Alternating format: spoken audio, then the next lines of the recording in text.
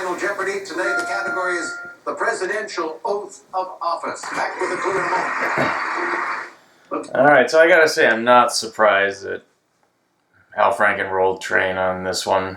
Welcome to the Final Wager.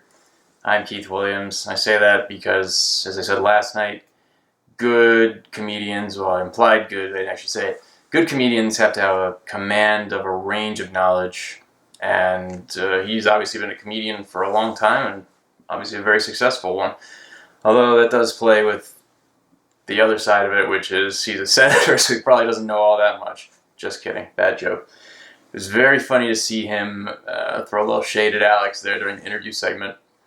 Yeah, a little unusual to see that. Usually if you disagree with Alex or get in his way in some way during the interview, it's bad luck. But it seems to have worked out pretty well for him here. 20,000.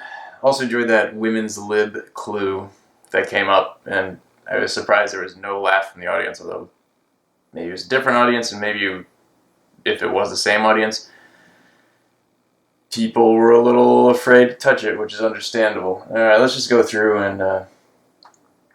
and watch this Final Jeopardy and play along. I don't think I had too many other notes tonight, but yeah, my notebook's over there. I was kind of cleaning my apartment a little bit while I was watching, so alright, let's see what we got here. Our final today, we are dealing with the presidential oath of office and this clue. In 2013, President Obama was sworn in on 2 Bibles. One was Lincoln's, and one belonged to this man who died 103 years after Lincoln. 30 seconds, players. Good luck. So it's either MLK or Robert F. Kennedy, and one is a little bit more obvious than the other.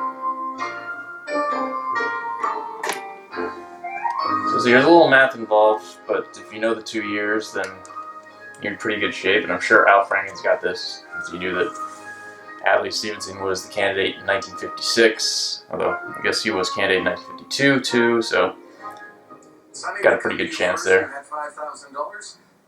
What did you put down? Who was JFK? Sorry, that is incorrect, and it will cost you $5,000. So I'm hoping Anna wagered everything here, so she could maximize her potential take. She said the Bible belonged to the Reverend Martin Luther King Jr. You are right, and your wager, $1,200, taking you up to $11,000. But Senator Al Franken could not be caught today.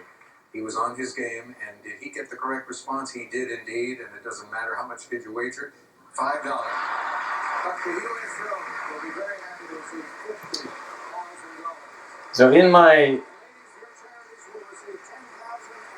in my excitement yesterday, I failed to remember that the second and third place players have a minimum guarantee of $10,000. And that if you have less than $10,000 and can get above $10,000, might as well just wager everything if the outcome of the game is in doubt. And Anna left, what would it be, $8,600, $8,600 behind. So that money could have gone to her charity. Unfortunately, it remains in the Sony coffers. Congrats to Al Franken. $50,000 for the USO. And who left money on the table yesterday? John Capehart left money on the table yesterday for Jonathan Capehart. So I'm surprised the contestant coordinators who are up there when they're wagering aren't pointing that out. So, are you sure you don't want to wager everything? Because you're going to get $10,000 either way if you get it wrong. Oh well. One other thing that surprised me was that Al Franken was so slow in picking clues and responding. Maybe it was intentional, or maybe he's just not used to being on TV in such a fast-paced environment anymore. As he did point out, he is a politician, so maybe he's watching what he says. Alright, Power Players Week is over tomorrow. Yeehaw. We'll see you then, right here on the Final Wager.